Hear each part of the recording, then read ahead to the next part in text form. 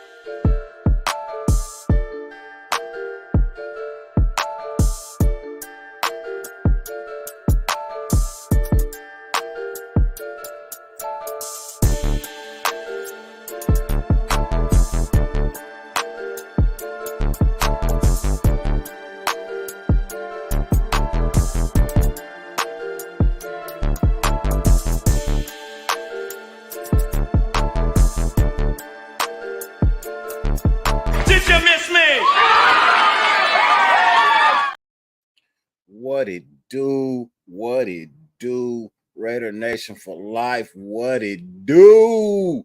It's your boy Dirty Man live in the building after the game, post game show. Raiders literally go out and choke the shit out of the LA Chargers, bro. I literally mean strangled the life out of these niggas until like the last like garbage time touchdowns that they got, bro. I swear for God, nobody expected this at all.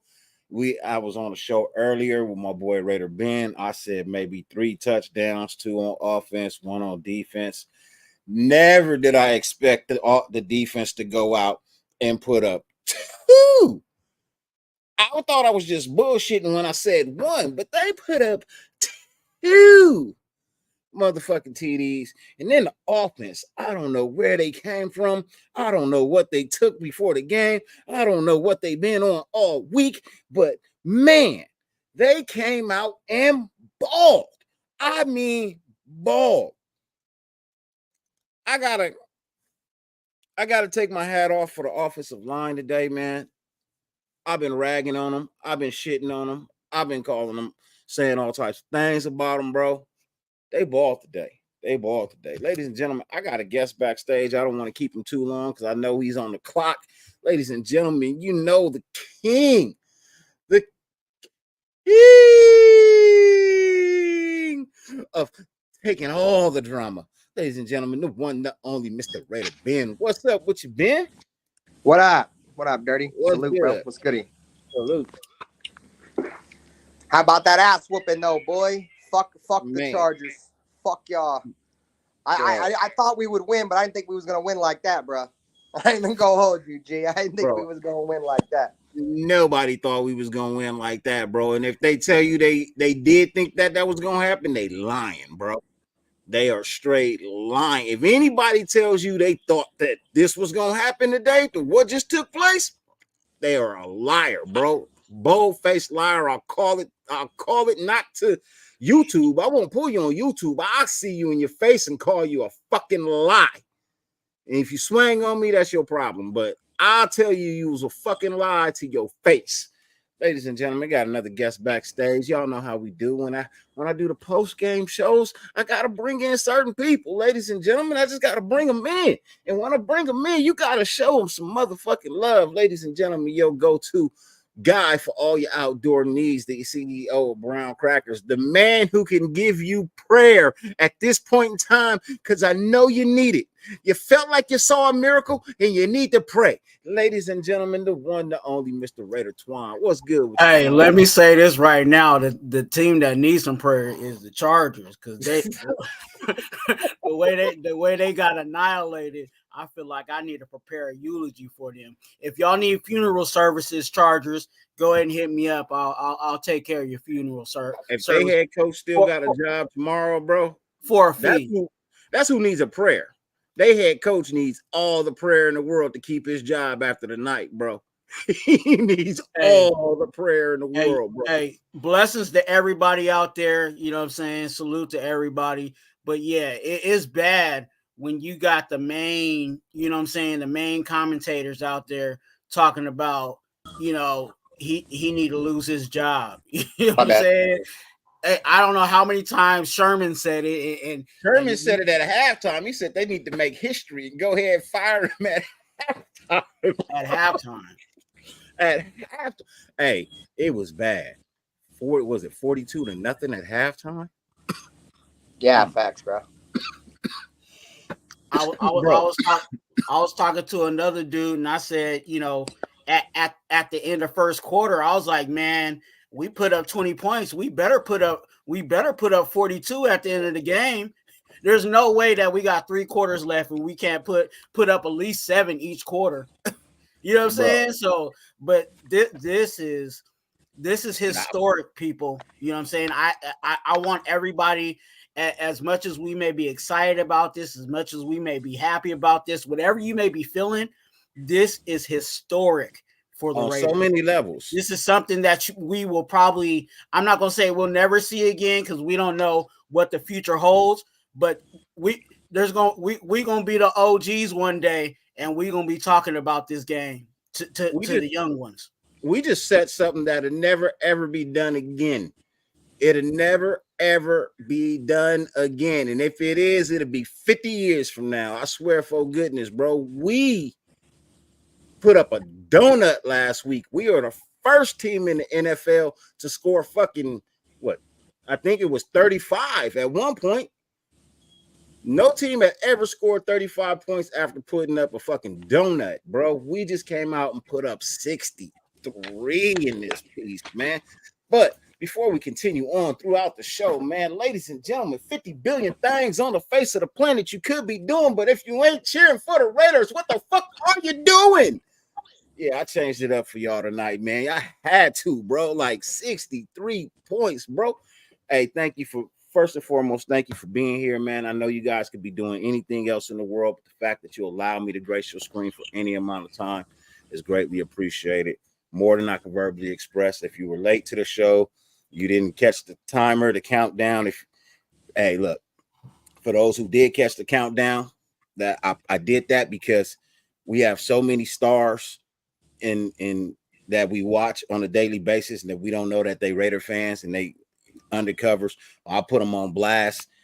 And we have some of the baddest female fans to put on Raider gear. You know what I mean? So I felt like they should get a little bit of love too. I mean, if they pose for the picture, then it should be seen. You know what I mean? It should be seen. So therefore, if you missed the beginning of the show, you might want to start being a little bit on time so you can catch the beginning. You know what I mean? So you can catch the beginning of the show. You know what I mean? But man, hats off to Aiden O'Connell today for balling out. That man put the team on his back and did his motherfucking thing with his arm through the air. He looked so much more poised today. He looked so much more relaxed, a little bit more happy. I couldn't be more impressed and thrilled with the way that he played today. You know what I mean? 63 fucking points, bro. Never in the history of the Raiders have we ever scored 63 points. Ever. You know what I mean? There's two things that stick out to me, you know what I'm saying? And of course, I'm going to go back and look at the tape even more, you know what I'm saying, tonight and moving forward.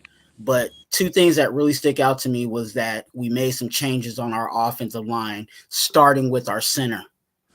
And I think that's one thing that also helped. And then also, Bo was in the sky tonight. And, you know, that gives, you know, in the sky, you get a different view of, you know, what's going on the field. And I think his play calling actually was improved. So I think he might have to be like Patrick Graham and stay in the sky. Man, hey, Jack Jones, yeah, that jump man, Jordan's. Hey, look. Hey man, that man, boy, that play right there. Speaking of, you brought up Jordan's. I want to do an unboxing today, man, because I had got a shipment today, man. You know what I mean? I had got a shipment today. You know what I mean? This arrived in the mail at my front porch. Let's go ahead and open it up real quick. Let's go ahead and open it up. You know, I like to do some crazy things live every now and then. I want to see what showed up on my front door today. You know what I mean? It's got to be one of four. You know what I mean? It's got to be one of four shipments that I'm expecting. And let's see. Oh, what do we got coming up? Ben, how you doing, man? I didn't say what's good to you. How you doing tonight? What do we have coming up? I'm just chilling, bro. I'm just kind of in the backstage right now. I got shit going on. I'm just kind of fucking holding it down in the backstage for a minute. What's good though, man? Can't complain, man. Can't complain. Oh, what do we have? Shout out to my guy Trey Tucker, man. Hey, he did his thing. He did his thing, and I've been rooting for Jack Jones. Those that been listening to me, you know what I'm saying. I shouted out Jack Jones today, and yeah, he did his thug thizzle. I think he's getting comfortable in his defense. You know what I'm saying? Hey, these motherfuckers is as nice as everybody say they are, bro. I ain't even gonna lie. These mugs is they are as nice as described on all YouTube. Everybody that I watch, I ain't even gonna bullshit. These bad boys is clean. Oh, those are new ones that came out? Yeah, these are the Gratitudes 11s. Yeah. Hey, the tongue is different, right? It's like the leather tongue. It's all the upper is leather. There's no mesh. There's no mesh on this. Yeah, all leather. Ooh, them bad boys is nice. Yeah, I'm gonna like those. Them gonna be them gonna feel chunky. Them gonna be filled, dude. Them gonna be chunky. Yeah, I like those. Somebody in my chat, I think either today or on one of my previous shows this week, they had fucking said Jack Jones was gonna get a pick 6, bro. I don't know who said it, but it was definitely somebody in the chat. So shout out to whoever that was. I forget. Somebody called it. They're like, Jack Jones gonna get a pick 6, and he did. So, man, hey, he was close to it last week. You know what I'm saying? I called for him an interception last week, and he almost had it. And then I told SC earlier today when we were doing the 2-for-1. I said I'm gonna double down on Jack Jones. I really believe on him. I believe in him as a player, and I think, like I said, if we can keep him around, that's another great piece to our to our secondary.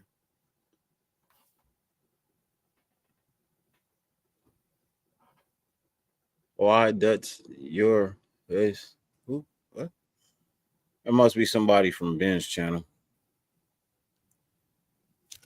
Hey, whenever the Raiders win, I shave. That's how it goes. They make me feel young again. Whenever they put up a dub, I feel young again. So I go ahead and I shave off all the motherfucking gray. And I feel lovely all over again.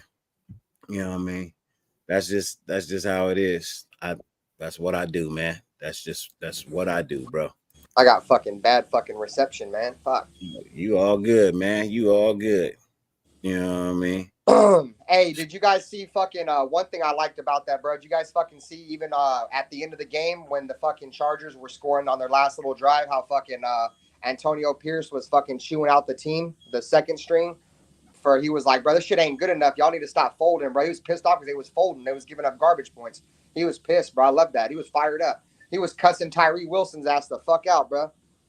There's a lot of things, you know what I'm saying, and that's another reason why I feel like Antonio Pierce should be our head coach.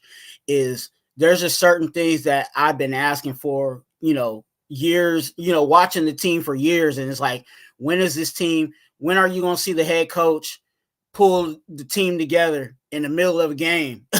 You know what I'm saying? And say, hey, get your stuff together. You know what I'm saying? And he's that type of guy. Now, does he know all the X's and O's? No. But if he gets people around him, that if he has an offensive coordinator that knows what he's doing, and a defensive coordinator that I think we already have, I think we'll be fine. And I like that. I don't care if he's a 7-string, you know what I'm saying, punter. If he's out there on the field and he ain't doing his job, get on him. You know what I'm saying? And that just sets the standard of what's expected. And I'm glad that we saw that side, you know what I'm saying, for those that don't. What it do, SC? You want in on this, man? You want in on this 63-point ass whooping? You know what I mean? You want in on the celebration? Holla at me, man. Man, you in the chat. You know where the link is, bro. It's on IG. I just like the fact that Antonio Pierce wasn't going to settle with these fools fucking, like we let the foot off the gas a little bit, but like he was on the defense for, like don't let these fools go down and fucking score. Like there's dudes over here on the bench that want to get out there and play, bro. And you over here fucking it all up. These dudes could be out here playing. Man, I was so wanting them to go. I so wanted them to get that Dolphins record. You know what I'm saying? Like even the commentators was like, we 10 points away. I'm like, yeah, let's give them 14. You know what I'm saying? Because we at that point it was actually possible. We could have definitely put up 2 more touchdowns at that point of the game. And I really just wanted, you know what I'm saying? as much as some people want to say that was, unsportsmanlike, whatever, like, nah, we we should have went all the way. And one thing I was actually glad about too was that that we capitalized on turnovers. You know what I'm saying? We got turnovers. 3 out of the 5. And we put out 7. 3 out of the 5. You know what I mean? So, that's one of the things that you got to be really happy about. You know what I mean? Now two of them, hey, look, drive stall, things happen. You know what I mean? It is what it is. 2 was taken to the house immediately. You know what I mean? Shout out to Jack Jones and Jenkins as well. You know what I mean? Both of them for putting up defensive touchdowns today. Yeah, it was 35 points off of turnovers. That's big. You know what I mean? That's super, super, super big, bro. Like you can tell me that the Chargers is a sorry ass team and all of that, right?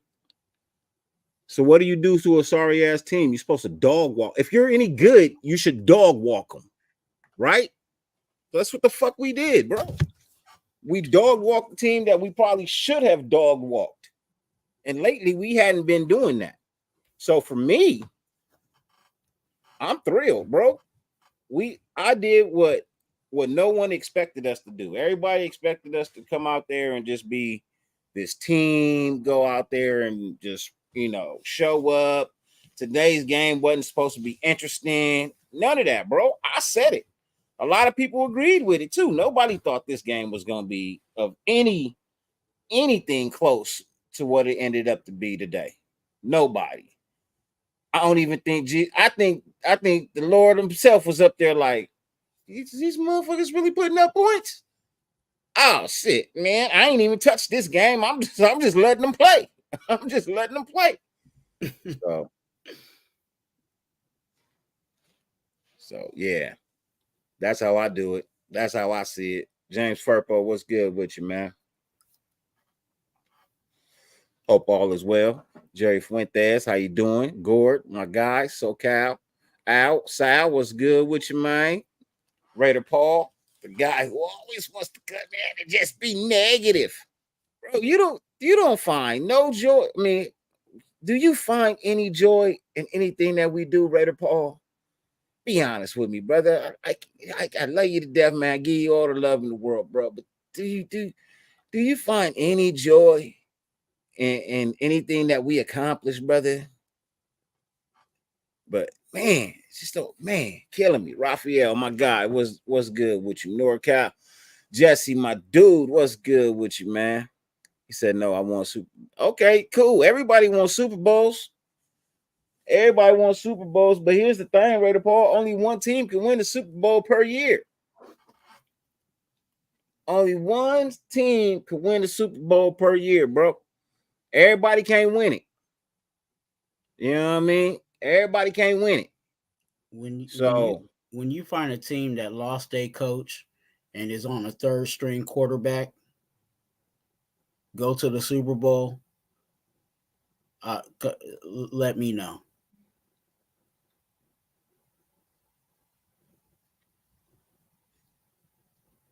I'm just saying, bro. I'm just saying. I take whatever the fuck they give me at that point in time, man. Exactly. If it's putting up 63 points on a motherfucking team like the Chargers, I don't care who they got. They had Khalil Mack. They had Khalil Mack. That's all I care about. And he was looking real stupid on the bench. he was looking real stupid on the bench. Hey, look, that 45-minute plane ride home, somebody might be out of a job. Somebody might be out of a job on that 45-minute plane ride home, man. Somebody might be like, hey, you know what, man? when we get home, man, we just when you get home tomorrow, just when you wake up, don't even think about coming this way. You know what I mean?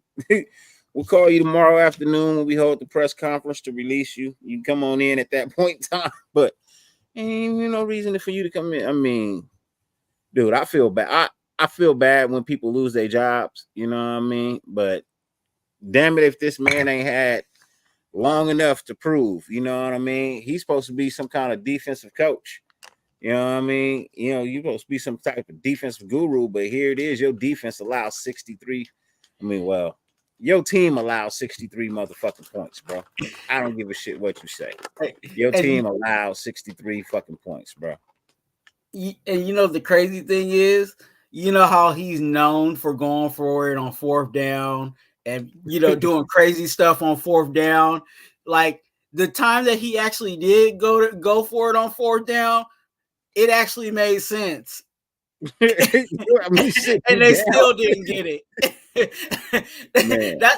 That's the cold piece about it. Like he actually was calling the game, like, and it actually made sense.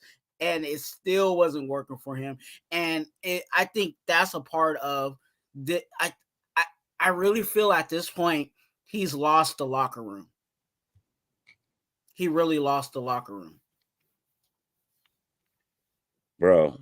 Also made history today with I think 8 different players scored a touchdown today. Yeah, 8 different players scored a touchdown today, bro. Never, I don't think ever in the history of the NFL has that happened. 8 different players. Man. 2 on defense. Hey, I'll say this too. Some of those guys that didn't play for us, they might be put on notice. Man, that they need to step their game up, because I love JJ, but the way Abdullah was running the ball and the way that Zeus was doing his thing, he might. I'm not gonna say he gonna fully leave the team, but he might lose some. He might lose some snaps. You know what I'm saying? Like Andre negative 3,000. Y'all know that's that's what I call him. Andre negative 3,000. He's put on notice too. Because the center, we didn't have no problems with the center today. They wasn't killing us up the middle. Yeah, Grasu was playing center today. I'm just saying. So Parham was actually playing guard, and Grasu was playing center today. Yeah. So if you thought it was Parham, it was Grasu. But even last week, I thought when Parham came in, I thought he played better than what Andre was doing. I didn't. Well, I didn't. I'll be honest, I didn't. Even looking back at it, I still think he struggled. But I chopped it up to the fact that he hadn't been doing it all year long. You know what I mean? That too.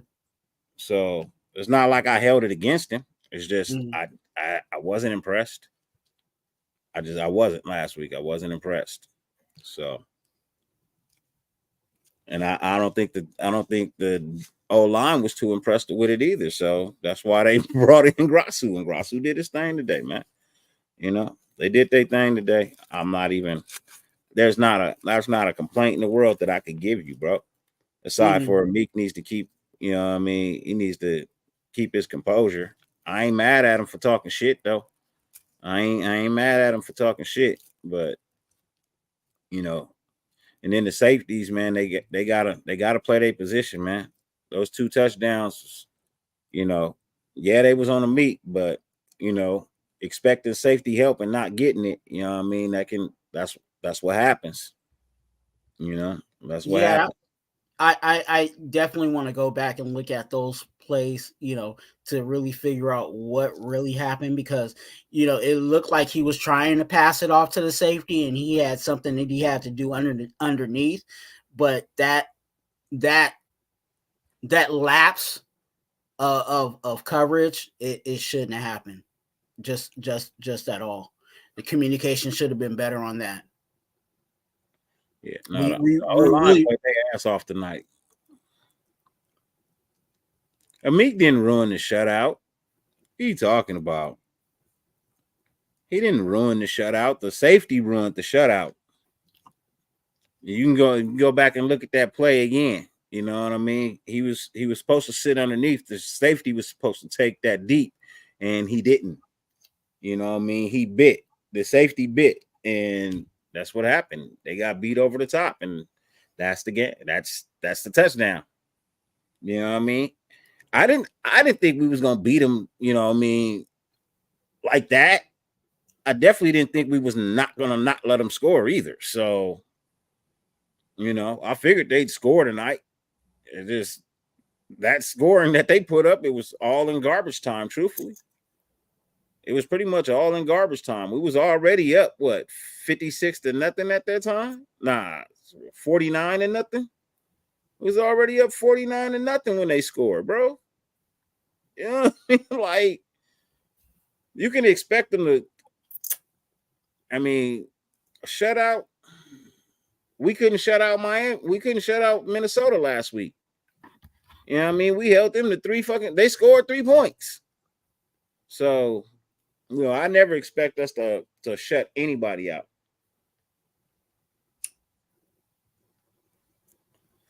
He had an okay game. I won't say he had a bad game. I'll say he had an okay game because he did a lot of good shit too.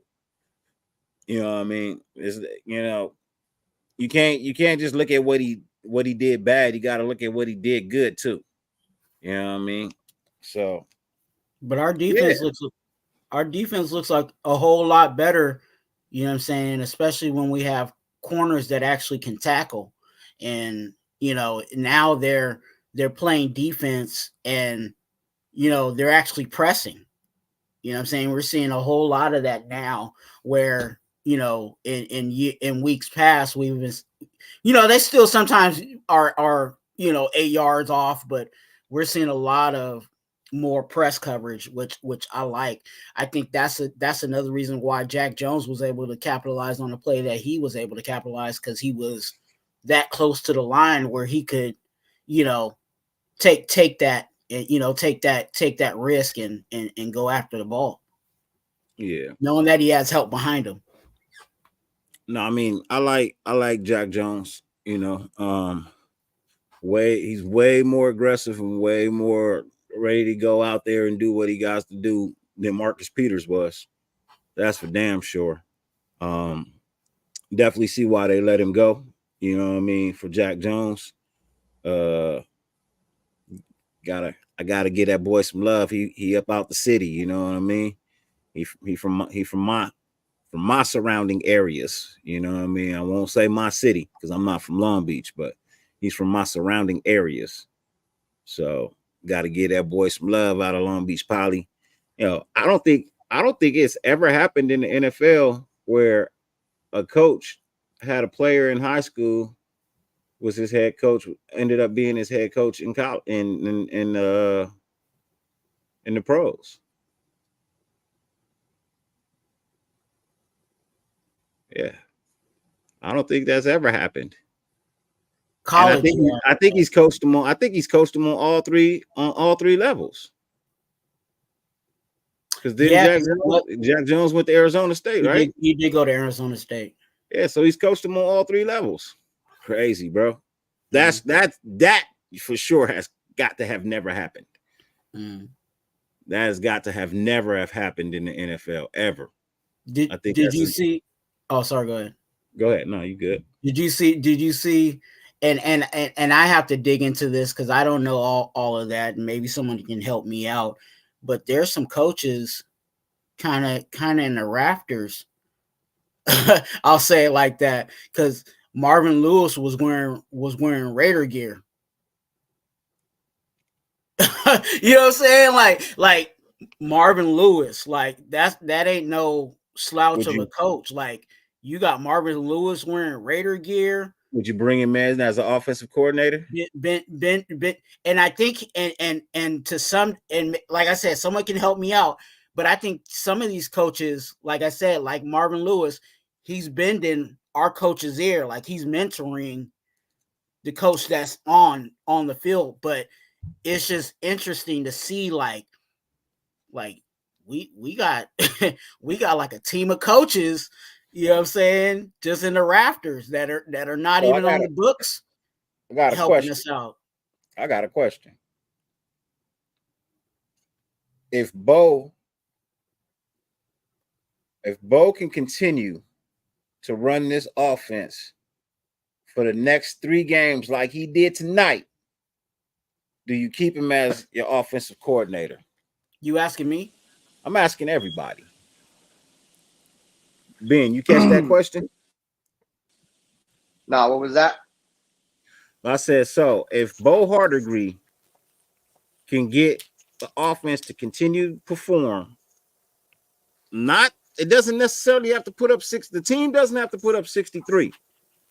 But if they score 28 points per game for the rest of the games, do you keep him as your offensive coordinator?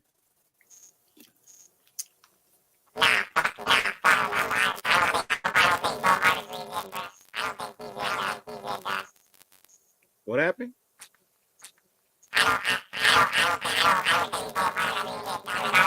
Yeah, I think something wrong with your mic. Yeah, he Howard the Duck out this bitch. Yeah, he was straight Howard the Duck. hey, but I'll go. I said I want Bo Hardegree already, and based on what you said, I will ride with that. If he can get this offense to produce, that just means that because he's working under a playbook that's not even fully his. You know what I'm saying? Like he's still trying to put things together for this offense. So think about if he had a whole off season to implement an offense that actually really works for this offense. He already knows personnel. He already knows, you know what I'm saying?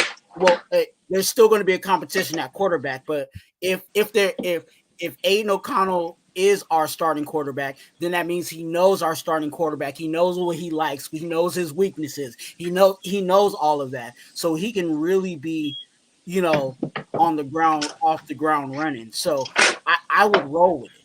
I really would. If he can get, like you said, it doesn't have to be 63 points because we know that ain't going to be a consistent thing. But if he can get us over to 21, 28, you know what I'm saying, a game, especially with his defense, I can roll with that. Now, Can you hear me? Yeah, you're good. Okay. So what was your thoughts on Bo? I'm good off Bo, bro. I'm good. I mean, yeah, it looked nice. We scored 63 points or whatever, but I'm good, dog.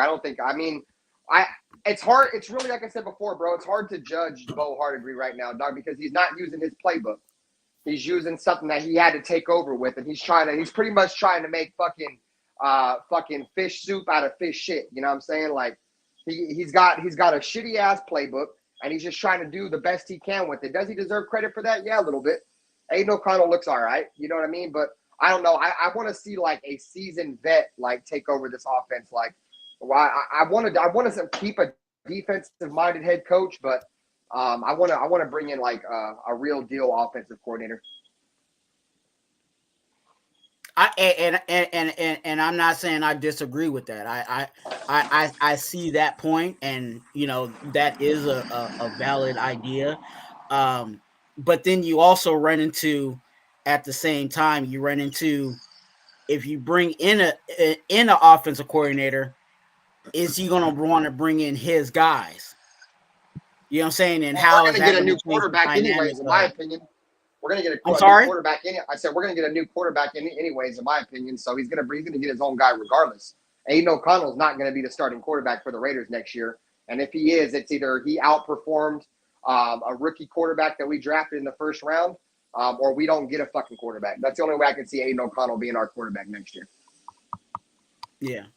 No, I think that's So going to be a given regardless, whether Bo's our OC or whoever. We're still going to have to bring in a quarterback, and it's going to have to be a competition. But I'm talking about the other pieces that are involved. Like, are we going to go back to Renfro not being a part of this offense because the offensive coordinator doesn't believe in Renfro, or you know what I'm saying? Are all of a sudden Jacoby Myers was a solid in the offense that we have right now? Is he going to be a non-factor in the next, you know, offensive coordinator's offense? Is kind of the, you know what I'm saying, kind of my You're talking about concern. the pieces around him and shit, like Yeah. the playmakers we have right now.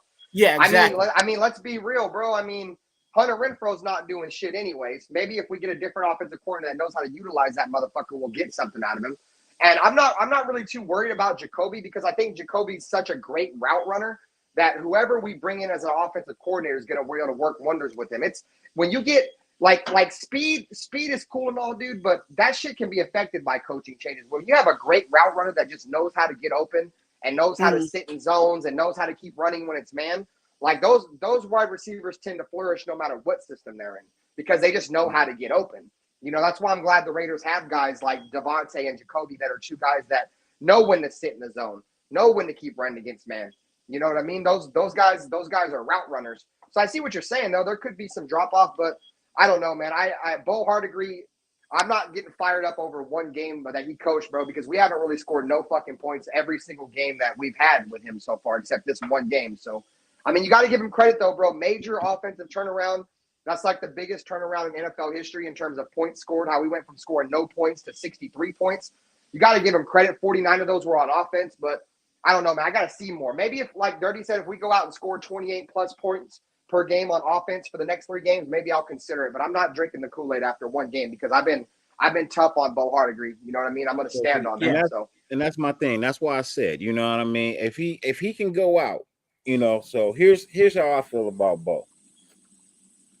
If he can go out and do 28 points a game, you know what I mean, from the offense, because it was a total of 63 from the whole team today.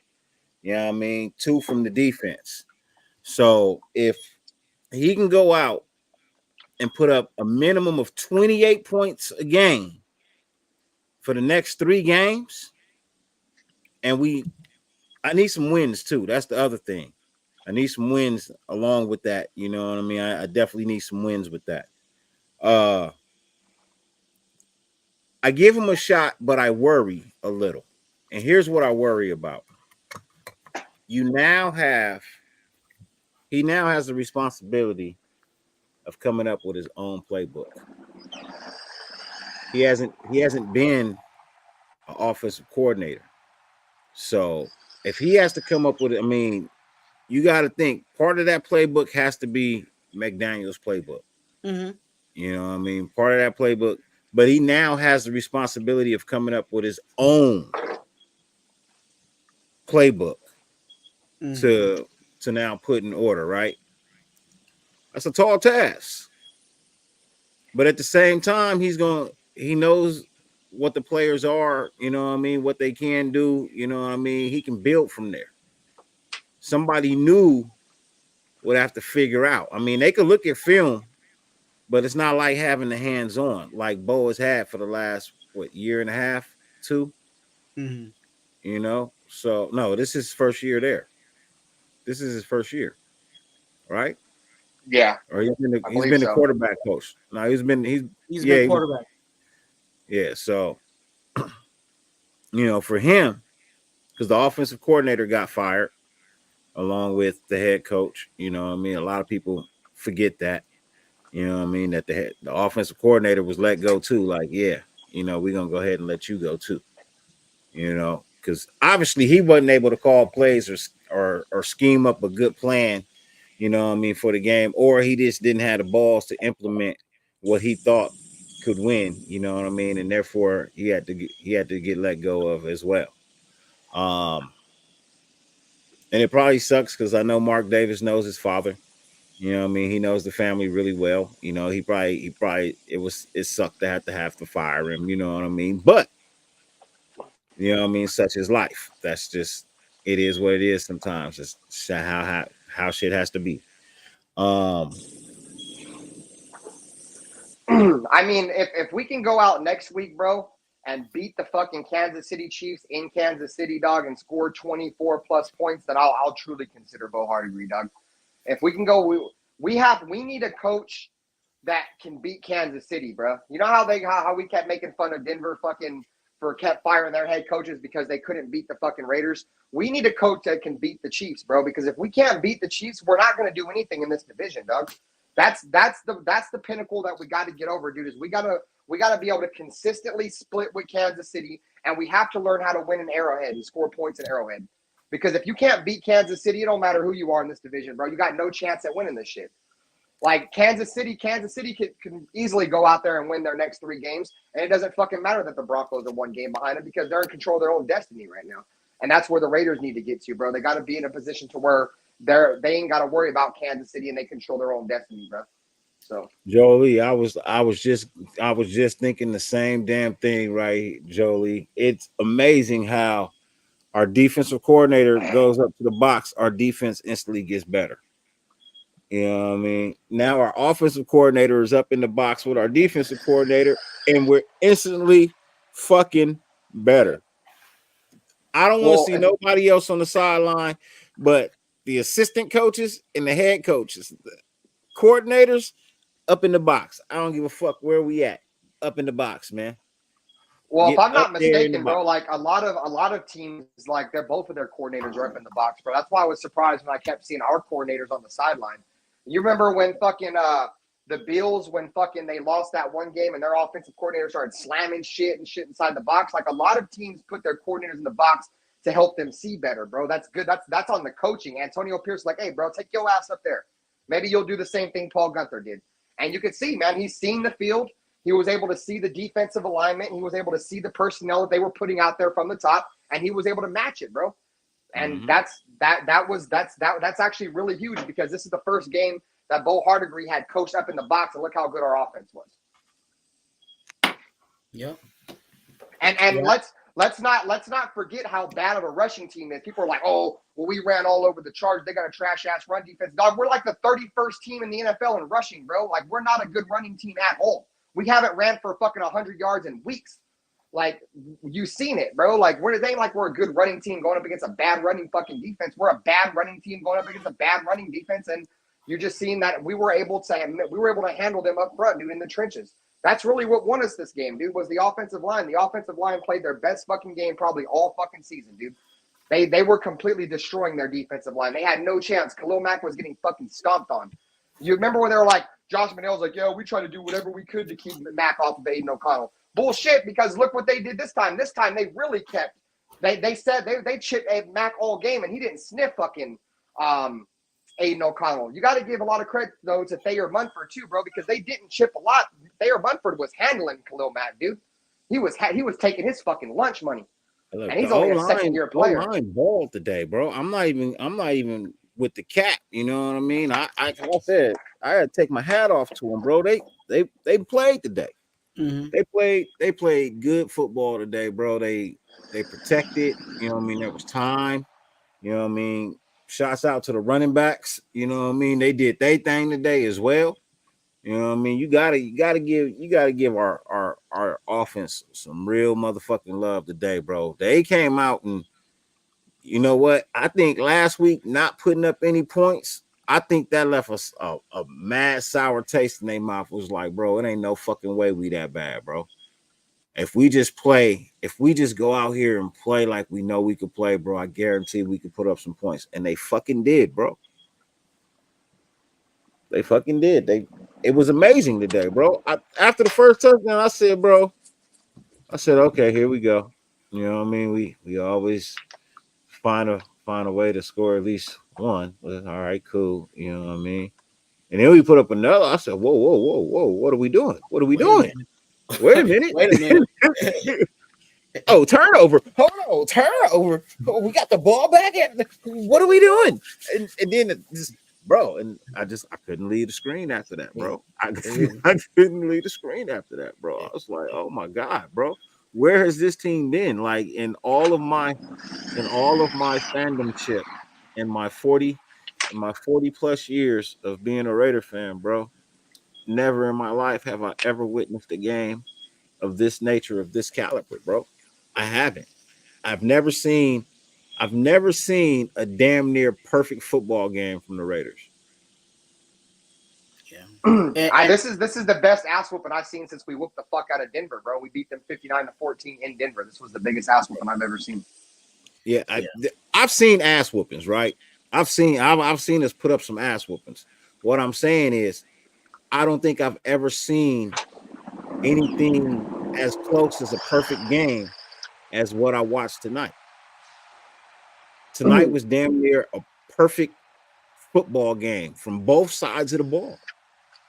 Shit, 3 sides of the ball, dude. We won in all Special 3 phases. teams, Dog, too. special teams, defense, and offense. We created that fucking fumble on the punt. So That's why I say this was as close to a perfect football game that I have ever seen, bro. Can we give DJ Turner yeah, he ripped that shit away. Some props for punking dude. I wish we had the replay on that.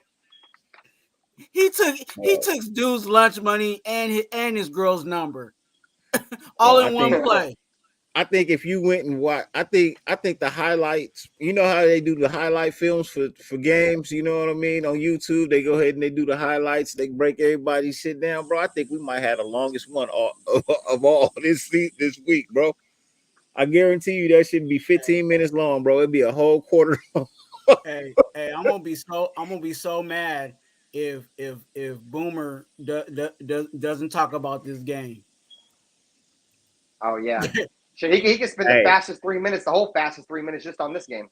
Tyree Wilson at DT is balling, bro. Mm-hmm. Tyree Wilson at defensive tackle was balling, bro. I don't give a fuck what anybody says. You know what I mean? Tillery is balling at DT. Like, I like the defensive tackle room now, bro. I like that defensive front, bro. Shouts out to Coombs for doing his motherfucking thing today. That boy was everywhere, bro. Yeah, he fucked that quarterback today, up, bro. I think Kuntz had a big chip on his shoulder. I think he was really trying to prove who was the better defensive end at Buffalo. Tonight, you know what I'm saying? Like, because that was, because even when Kuntz came out, everybody was trying to compare him to Khalil Mack. They're, oh yeah, Khalil Mack, he's the next Khalil Mack. And I think Kuntz was like, nah. I'm something better than that, and I think tonight he was the better man. I'll just say it like that. Hey, shout out to fucking John Jenkins, got his first touchdown of his fucking career. He's like 40 years old. That motherfucker was running that motherfucker didn't look like he was 40. 17 miles an hour. That boy was moving at 17 miles an hour, bro. Hey, he was out there looking like Refrigerator Perry and shit. Hey, fuck you mean? I ain't no cap, no lie, bro. I don't even think I can move at 17 miles an hour right now, bro. At 44, yeah, nah. You will if that's the only touchdown you think you gonna ever have in your life. Yeah, you gonna run the fastest you can. Hey, I have to run 17 miles an hour to make the goddamn team. So at this point in time, nigga, I'm not making the team, and I'm gonna just sit my ass here like I've been doing and commentating and talking about my goddamn team versus trying to make the team at 44. Just being honest. John Jenkins was out there flag football game. I pulled a hamstring in the flag football game, bro. Come on, bro. I pulled a hamstring at the flag football game. Hey, bro was running like he had a dog chasing him. Bro was running like he had a fucking hot dog attached to a stick with a string hanging in front of his face, bro, hanging off his head, bro. For real. He was chasing a hot dog, G. No cap. I was waiting for him to pitch it back to Max because I was like, he probably gonna run out of breath or something. Yeah. Max had him. 2 rushes for 43 yards and a touchdown, bro. And then I pulled my hammy, and that was it. That was flag, bro. That was flag. That was 2-hand touch, bro. So, hey, I mean, there ain't no way running with his arms wide open, bro.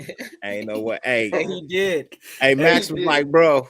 He's like, fuck, you picked it up. He's like, I was gonna pick it up. Yeah. I was hoping Max would have picked it up so I could have called Ben and be like, see, Ben, you said it. You said Max was gonna get a scoop and score, Ben. I was thinking he was about to fucking tackle fucking John Jacobs. Give me that shit, boy. Give me there. He's gonna tackle his own player and take the ball from him. Give me that shit there, boy. Hey, look, I called a defensive touchdown. Not in my right mind would I have called two. You know what I mean? I ain't gonna lie, I would have not called two. I thought maybe one. I felt like our defense could at least get one defensive touchdown today. You know what I mean? Especially going up against Sticks. You know what I mean? He had to throw a bad pass, and boy, did he ever. I mean, talk about probably the greatest shoe ever. The Jordan 4 is what he possessed when he went up. He just he had just the one hand, like, give me that. Reach back, take it to the after that game. I think we have 18 or 19 turnovers on the year. That's the most turnovers we've had since 2016. We had 30 turnovers when we went to the playoffs. Man, so, look, hey, tonight's game, bro, was something.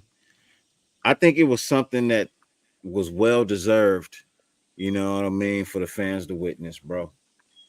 You know what I mean?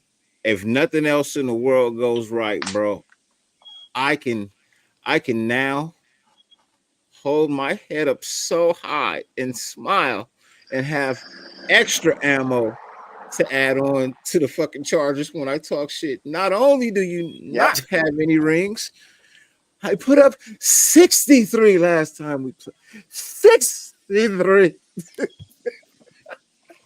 Yeah, they gave up fucking, like, I think the second most points in NFL history, bro. Like, if we would have scored, I think they said 72 points. That was the most points that was ever scored or something like that. Man. 63 points. Oh God.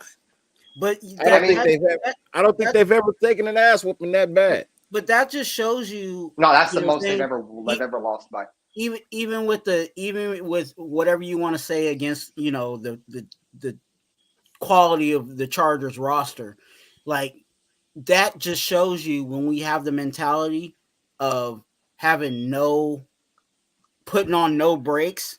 Like they like, I love the way that we were executing going out of the first half, going into the second half. Like, that's what we should be doing all the time. If we have the opportunity to get a quick 7 and then turn around and then get the ball kicked back to us, like, we need to be doubling up on those things. And I think this might be the first time this year that we've done that, where we put up 7 going into the, you know what I'm saying, going into the half, and then coming out and then doing the same thing. Like, yeah.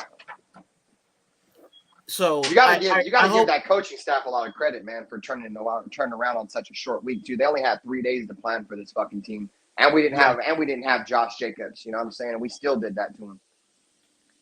Yeah, I just hope they take this mentality, because you know, I don't know if you guys feel like I feel, but like, I felt like they, you know, past couple of weeks they were conservative in how they were, you know, going about, you know, trying to put points on the board, and that ain't gonna crack. Like, it seemed like they totally flipped the switch this week, so I hope they don't revert back to that. You know, what we saw, you know what I'm saying, prior to what we saw tonight. I mean, it was such an ass whooping, dog. Even Mark Davis was surprised, bro. You see how he was like acting in the booth, bro? He was like freaking the fuck out after that pick 6. He was like, "Whoa, what the fuck is going on? I ain't never seen nothing like this before." What just happened? What? Yeah, he was like, "Whoa." And I don't see how I wonder how many times he goes piss, bro. Do you see all those water bottles that motherfucker had in front of him? He had like 20 water bottles in front of him, bro. That motherfucker had to go piss at least 20 times during the game. He probably got a catheter in or some shit.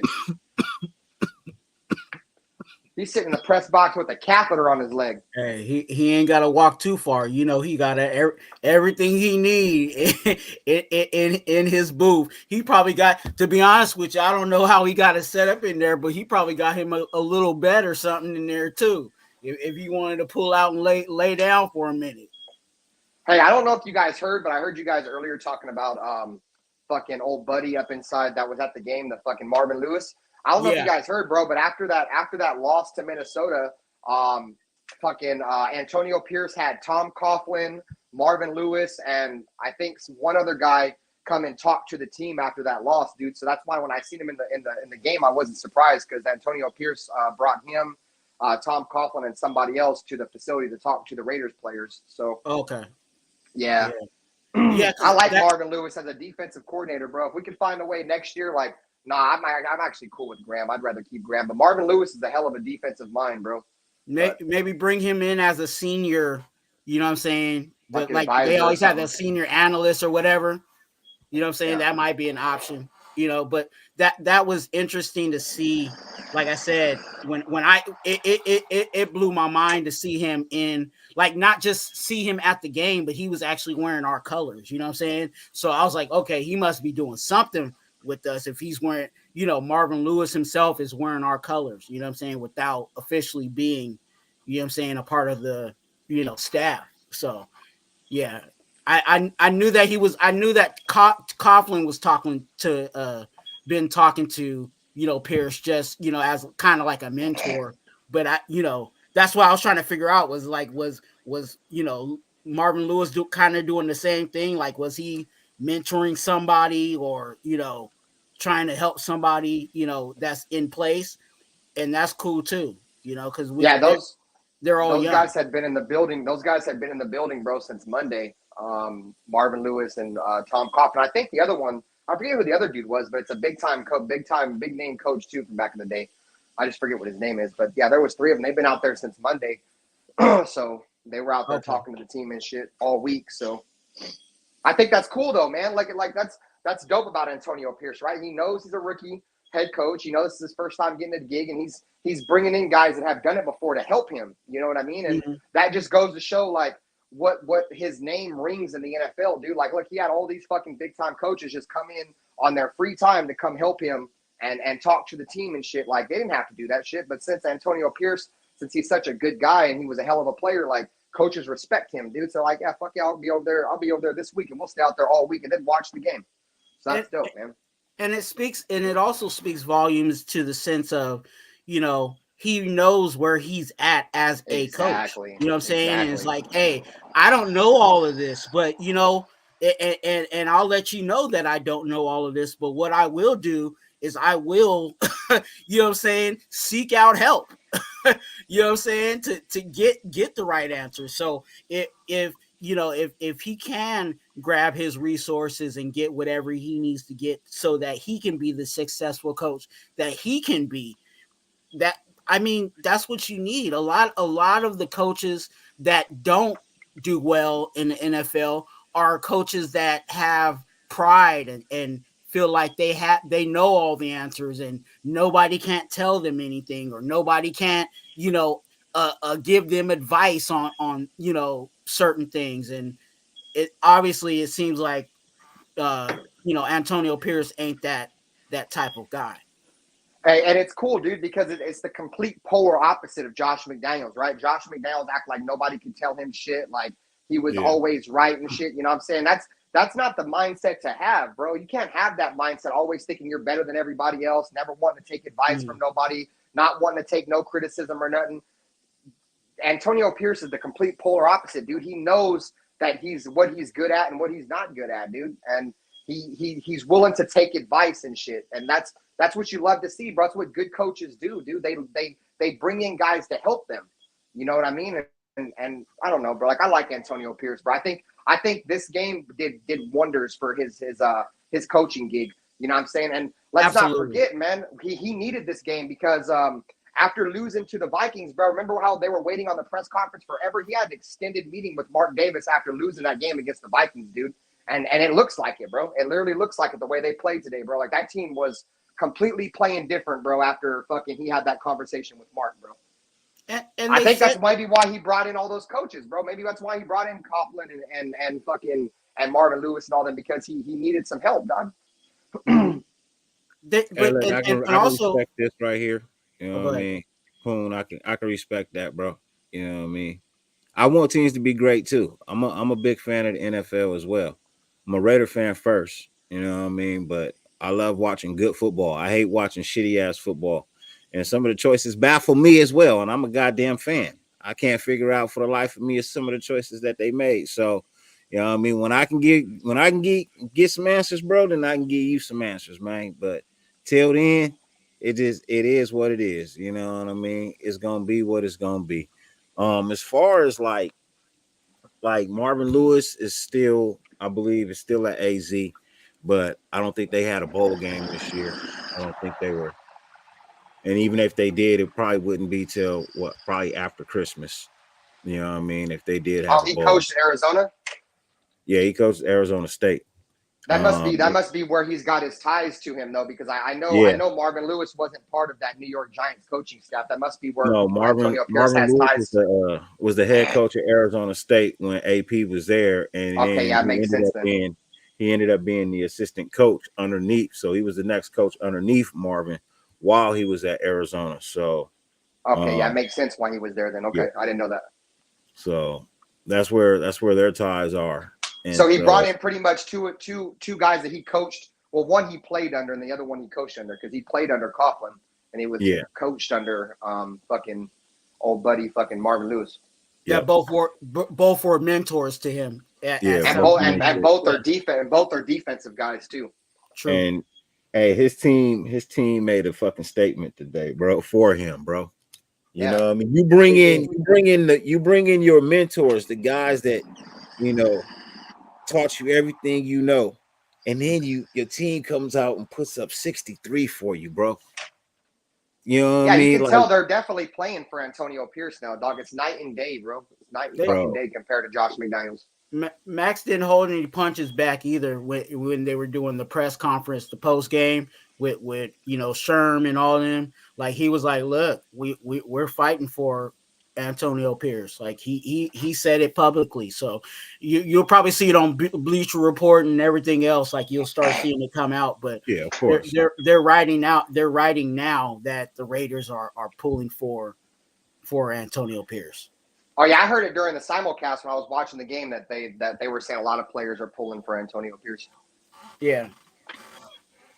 And I mean, like I said, bro, he did something he needed to do, bro. Like we just said a second ago. He went out there and he got some guys to get in his ear to help him, dude.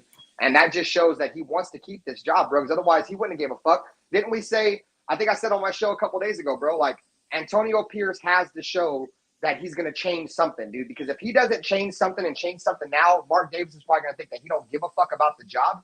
And he went out there and changed something, bro, because in 3 days' time, we went from scoring 3 points to 49 points on offense. You know what I'm saying? So yeah, the change was made, bro. You got to be able to make changes as a head coach, bro. Like not everything's going to go your way. And you got to find out, like, what do I need to do to turn this shit around, bro? And he took those 3 days. He brought in some dudes that mentored him, and he turned the shit around, dude. That's what you need from your coach, dude. You need that shit. And I think that was, one of the things I think everybody was looking for. You know what I'm saying? I hate to speak for everybody, but I think everybody was looking for, seeing how this team would bounce back after, what we saw last week. And we saw the bounce back. You know what I'm saying? And we saw it in a historic fashion too. Yeah. I just like I said earlier, bro, I like the fact that even though we were whooping their ass, like Antonio Pierce was not cool with them giving up garbage time points, bro. Like he's like, man, fuck this. Like we might fucking have 63 points on the board, bro, but y'all need to stop letting these motherfuckers just cakewalk down the field. So good game all the way around, man. I mean, to think that our two biggest blowouts in our franchise history came against our division, that just makes it better. Now let's go. We fucking scored a fucking a fucking franchise record against Denver. We scored a franchise record against the Chargers. Let's go out and fucking score a franchise record against the Chiefs on Christmas. Fuck it. Let's go score 60 more. Fuck it. Hey, why not? Right? Why not? He fucking Antonio Pierce, like, I'm sick of you, Bo Hardegree. I'm tired of looking at your ass. Go up in that box. He's like, Bo Hardegree's like, say less, hold my beer. Marvin Lewis isn't doing anything right now. Oh, he's not at Arizona State no more? Special advisor to the head coach is what he's doing right now. That's what he's doing.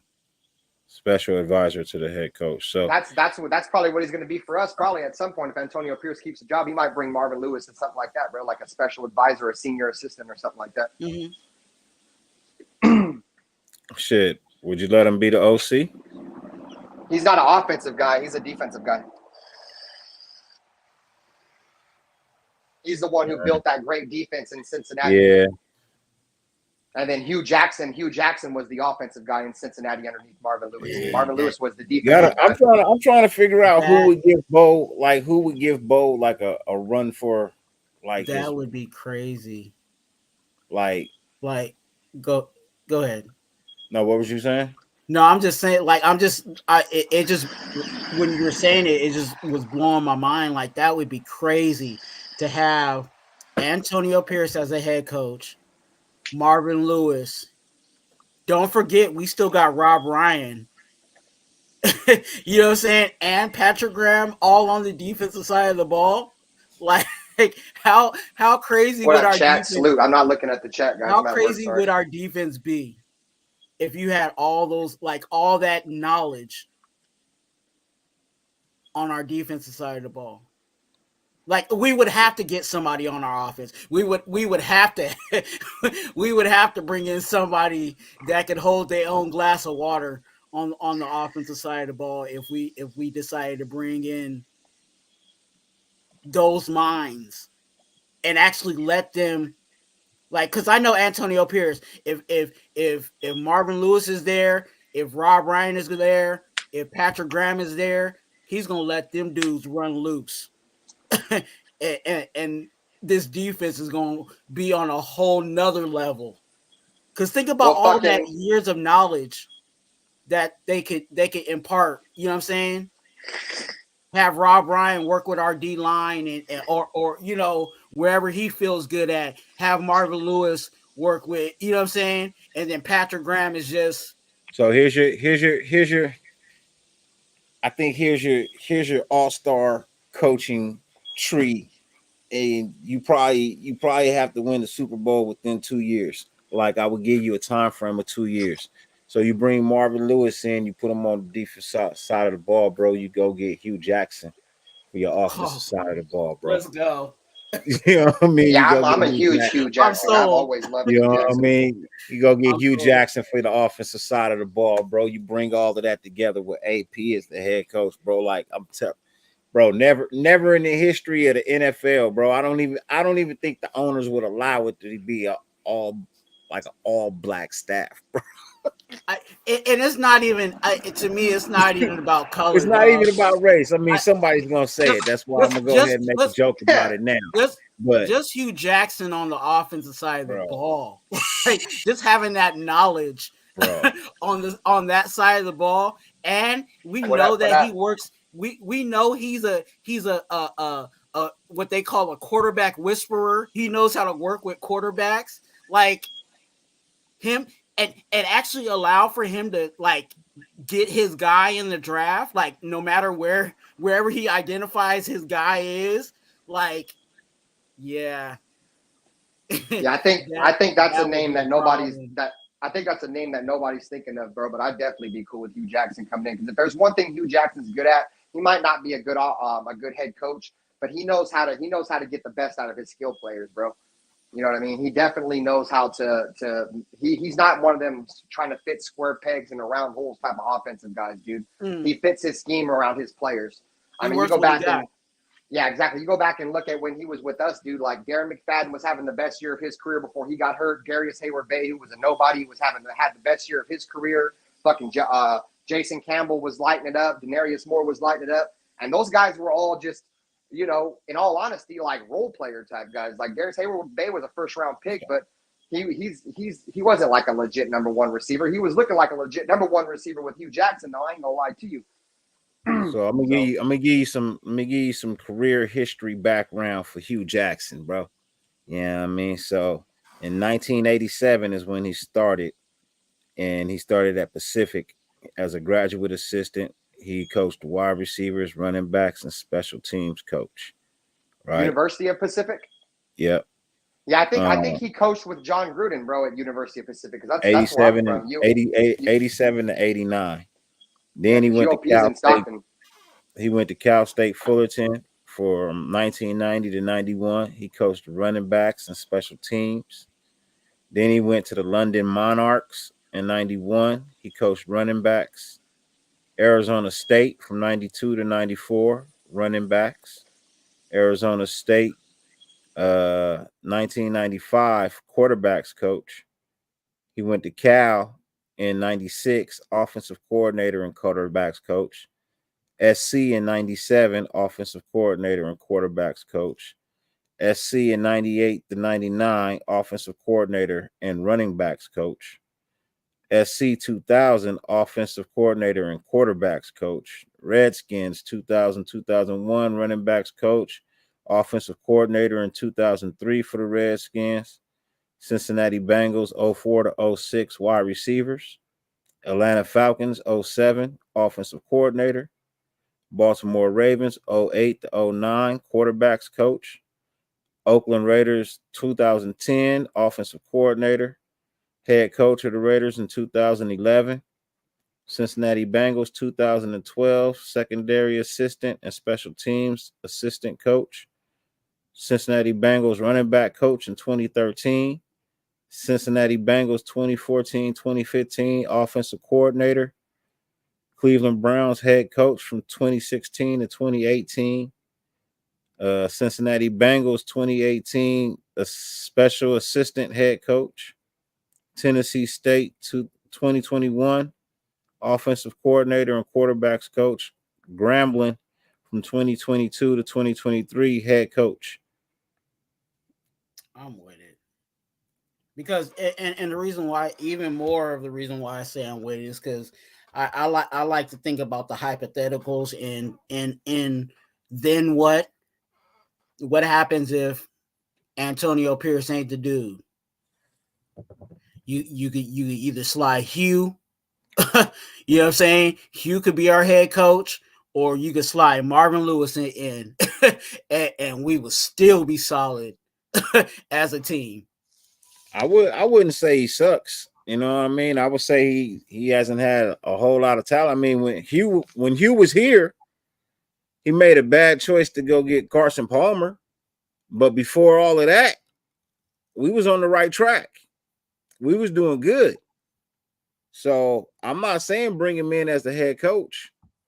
I said bring him in as the offensive coordinator. No, I that's what I'm saying. I'm but talking to the chat. You know what I mean? God. I'm talking to the chat. I'm saying bring him in as an offensive coordinator, bro. Yeah. You know what I mean? But I'm talking about in the tone of, if we go into a situation like it happened like McDaniels, where in the middle of the season we need an interim. Well, hey, you got two guys. Pick offense or defense. Which one you want to pick? Who's going to take over from there? That both have head coaching experience. For sure, man. I appreciate you pulling up, man, and chatting it up with us, man. He said 9 a.m. tomorrow. For sure. If I'm up, I'm up. You know what I mean? If I'm not, I always catch at least the part of the reruns. You know what I mean? Throughout the day, I catch people's shows throughout the day, their reruns, if I don't catch their lives. But man, I don't know. Like right now, the only thing that I'm worried about is a follow-up performance, man. You know what I mean? That's all I want to see is a follow-up performance, bro. I want to see them come out. Now that I know this offense can score, bro, I want to see some points put up, bro. I'm not asking for another game like this, a 63 routing or anything. I'm not asking for that, bro. You know what I mean? What I'm asking is for you to now live up to the standard that, at least live up halfway to the standards that you put forth tonight. You know what I mean? With your efforts and the way that you played tonight. I know you have it in you. Mm-hmm. You know what I mean? I know you have a damn near perfect game in you, bro. It wasn't a 300. If we was equating it to bowling, it wasn't a 300. You know what I mean? There was some mistakes made, some things happened, but bro, I don't think it gets any closer. You know what I mean? Than that. Herm Edwards was the head coach at ASU, not Lewis. For sure. I got you. I got you. I corrected myself. I made a mistake, but it happens. You know, it happens. But yeah, you know what I mean. But we'll see what happens. You know what I mean. We'll definitely see what happens. It was 63 points tonight. It was a great game, both sides of the ball. Almost mistake free. You know what I mean. Penalties are mistakes. I don't think we had a shitload of them, but we had a couple. But had we had none, if we had no penalties, I would have put it at a 99%. But because we gave up some points, which was garbage ass points, I ain't even worried about that. And we had a few penalties. I'm gonna have to put it at a 95% perfect game, bro. I think that was a 95% perfect game. It was beautiful to watch. It was amazing. I was thrilled. That's how you start off a motherfucking week, bro. If they gonna put you on Thursday night, the first game of the week, well, that's how you should come out and fucking play, bro. You got the whole world watching you because it's Thursday night. Yep. I guarantee you that's the best Thursday night game of the year. I guarantee you that's the best Thursday night game of the year, bro. Not for the Chargers. I think just in general, bro. Even the halftime of the announcers talking, bro, was probably like the most comical halftime I've ever seen, bro. It had to be they was one of the on most comical. Bro, they was calling for that man's job at halftime. You know what I mean? And they somehow managed to put up half of what we had in the first half. Just half of what we had in the first half. You know what I mean? 63-21. I mean, it don't if you just wake up in the morning and look at the box score, you're gonna be like, oh, okay, 63-21. But if you watch the game, I mean, you're gonna be like, damn, they got their ass whooped. But if you watch the game, you're gonna be like, damn, that was an ass whooping, bro. Them was garbage time touchdowns, bro. Believe me, they didn't have any points to the second half. If you just go look at the first half alone, it was 42-0. That person would be like, God, well, 42-0 first half. First half, bro, it was 21-0 in the first 10 minutes. They gave him the work. Bro, they came out. Hey, look, bro, they came out and literally snatched the life from the Chargers in the first 10 minutes of the game, bro. They came out and snatched the life from the Chargers in the first 10 minutes of the game, bro. That rookie was like, yeah. remember Office Space? Yeah. I'm going to go ahead and need you to yeah. Because that's all the quarterback was doing until he surprised me though. Because I really thought that he only did it a couple of times. He actually squeaked out of the line because he can run. He can use his legs, but he didn't do it a lot. I thought he was going to do it a whole lot more, and he didn't. So I don't know what that was about, but well, towards the end of the game, he had to because his linemen were dropping, bro. His linemen were dropping, so yeah. But because they were on their, at the end of the game, they were like on their backup center and backup tackle or something like that. Yeah, it was really beat up. But we already know that's the Chargers' MO anyway. They strength and conditioning over there need to everybody need to get they need to rebuild their strength and conditioning over there.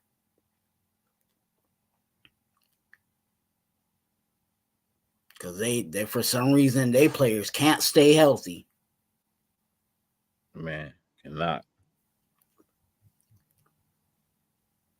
But yeah, you know what, and maybe, and you're probably gonna do the same thing that I'm about to do, but you know, watch the game again. But like, I'm gonna be watching the game to see like who I could put, you know, like, dang, that person didn't play well.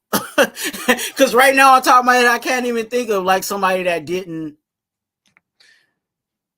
You know what I'm saying? Like, you can say Meek a little bit, but can you really put that on the Meek? Can you put it on the safeties? You know what I'm saying? Like, so I gotta really like go back and be like, okay, that person, because you at no matter what the score is, everybody didn't play a perfect game. You know what I'm saying? So who was it that could have played a little better than what they did? I would share the blame with Amik, Paul Mal, and was that Merrick that was on that other play? Those three, they had two bad plays. You know what I mean? They had two bad plays. That's just, it is what it is. You know what I mean? They had two bad plays, and you know, they combined for two bad plays basically. Um, and you go look at the tape, you'll see. You know what I mean? The safety was supposed to drop up over the top, and they didn't. You know what I mean? They bit on the fake, and you know, Amik got caught out of position. So, and that shit happens. You know what I mean? That shit happens. But you know, I feel like he did more good than he did bad. You know what I mean? Yeah. And for the simple fact that, bro, we was up, nigga. I don't give a bro. You can give up 1-2 touchdowns. I don't give a shit, bro. You have 63 fucking points. Doesn't matter if you give up a little bit. It fuck it. You know what I mean? Those was garbage time touchdowns, bro. And I really don't give a shit. He did his job early in the game. You know what I mean? He was doing his job early in the game. So Robinson need to look at the ball though. I'll say that. Now, and I'm not talking about Amik. I'm talking about what's his name? Janarius Robinson or what? Robinson from the D line. yeah. He kept jumping off sides. You know what I'm saying? Encroachment. So he got to do better on that. Got to do better on that. Well, man, I appreciate you as always, my brother. You know what I mean? We have reached that time limit, hour and a half. And we're gonna let the people go ahead and, you know, get their rest in, get ready for tomorrow. Let the people know what you got going on before we roll up out of here. Raider Nation, you guys witness history. You know what I'm saying? Tonight with the Thursday night football game. If you have not, go watch the highlight. If you have not, they will, trust me, they gotta talk about this game. So you guys, again, you guys witness history. If you guys are on, you know, Life of the Nation, hi, my name is Raider Twan. I actually do YouTube content. Earlier today, I actually did a podcast with my co-partner Eric from the SC Raiders Talk 2 for One Nation podcast. We do that every Thursday. I do lives at random. I do co-hosting with people like my brother here, Dirty, and then I do my own lives myself. So definitely, you do not want to miss that and be a part of the greatest YouTube chat possible. And they are called the Congregation. They are the best chat available to YouTube, and that's at Raider Twan, the Congregation. So come be a part of the Congregation and quit playing with yourself. I know it's late, but quit playing with yourself and subscribe. Yes, sir. Yes, sir. Oh, as for me, I'm gonna tell you guys like this, man. What you witnessed today was a team that came out and made a statement. They told you today that they have not given up. They still have a lot of fight left in them. They are going to give everything that they have for this coach, AP. I don't see how you can ignore it. I think the brother deserves the job. I'm not saying that he's gonna coach us up to 63 points every game, but just for the fact that in this game we put up more points than we've ever put up in the history of our franchise, bro. And for players to respond in such a fashion is a huge statement, bro. It's a huge statement. Some people don't like AP. Some people don't like Aiden O'Connell. Look, I don't care about a resume. I care about production. I don't need you to be the greatest in the world. I just need you to produce in a time when I need you to produce, which is every week when it comes to football. I need you to go out there and produce every week. But today we saw the fact that we played damn near a perfect game today. Few key mistakes, but for the most part, just a really, really, really, really damn good display of football tonight. From the offense, which we've been screaming at, where are they? Where are the touchdowns? I mean, God, they gave us touchdowns tonight. They gave us plenty of touchdowns tonight, man, to make a statement at their own home. And next game's Christmas Day. We take on the Kansas City Chiefs, 10 a.m. So till then, well, not till then, I'll probably be back within that time frame. But till then, let's enjoy this wonderful, wonderful feat of accomplishment, historical record book. Just a fabulous display of football by the Las Vegas Raiders. Ladies and gentlemen, as always, 50 billion things on the face of the planet you could be doing. I thank you. I appreciate you for being here, as always. No matter how much it rains, you can never stop the sun from shining. Raider Nation YouTube. Go get your mother.